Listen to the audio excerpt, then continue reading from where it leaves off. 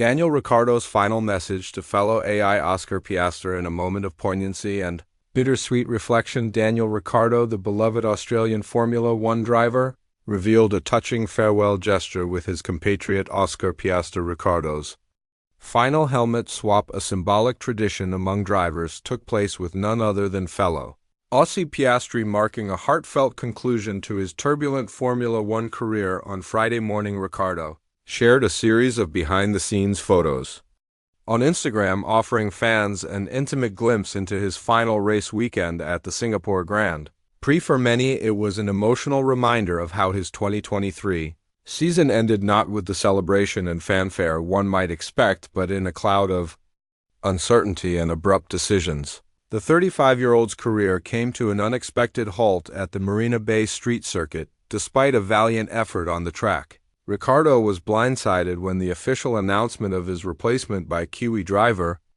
Liam Lawson came just days after the Singapore race, denying him a formal goodbye at the time, although Ricciardo was unable to officially confirm his departure before the United States Grand Prix on October 21st. The emotional weight of that final race was evident. Ricciardo's last moments with the team were both touching and solemn. He was greeted by a guard of honor as he walked into the hospitality suite, a clear sign of the respect and admiration his team held for him, yet the circumstances surrounding his sudden exit remained murky. What was once thought to be an opportunity for redemption quickly became a chapter closed without closure. Amidst the whirlwind of emotions, one particular photo stood out: Ricciardo's helmet swap with Oscar Piastri. The image shows Piastri proudly holding Ricciardo's Visa Cash App RB team helmet from that final race, while Ricciardo holds Piastri's McLaren helmet. It was a poignant moment, capturing not only the passing of the torch from one Australian star to the next, but also the deep mutual respect between the two drivers. The exchange struck a chord with fans and fellow drivers alike. David Cart, former F1 World Championship runner-up, was among the many who expressed their emotions. "Don't mind me just cutting onions," Coulthard commented under Ricciardo's post, perfectly encapsulating the sentiments of many. The official Australian Grand Prix account shared in the sentiment, posting a loudly crying face emoji, while journalist Moran Nick added, "Why am I crying all over again?" It was clear that Ricciardo's farewell wasn't just his own, it was shared by all those who had supported him throughout his career. Additional photos from Ricciardo's final weekend tugged further on fans' heartstrings. One showed his iconic race number printed on the garage floor at the Singapore Grand Prix, a subtle yet powerful tribute.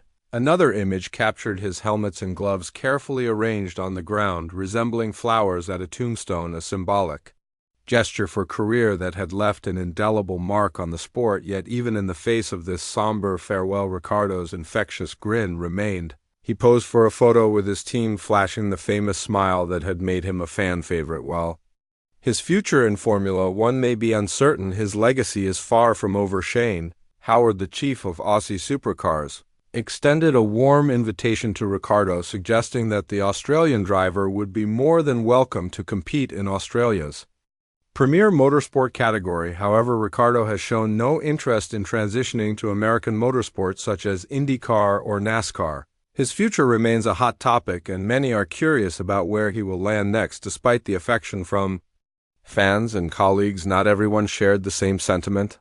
F1 analyst and former driver Johnny Herbert did not shy away from offering a harsher perspective. Speaking candidly, Herbert remarked that Red Bull should have dropped Ricciardo much earlier in the season. Helmut Marko, Red Bull's outspoken advisor, echoed similar sentiments, revealing that he had pushed for the driver swap with Lawson to take place earlier in the year. Christian Horner, Red Bull's team principal and a known Ricciardo supporter, played a key role in extending Ricciardo's stay with VCB, but even Herer had to admit that the decision was driven by their personal relationship. Perner has always been Den Ilk champion, Herbert said in disbelief, but the reality is it was never going to happen. His time has come and gone. Herbert's criticism was sharp. There's been no real positive sign from Daniel this season. How can Red Bull risk putting him in their car? He's been outpaced by Yuki Tsunoda, and frankly, it's over. Marko never want to mince words also weighed in his Speed Week column. He detailed Ricciardo's struggles, stating that the driver had been given more opportunities than any other,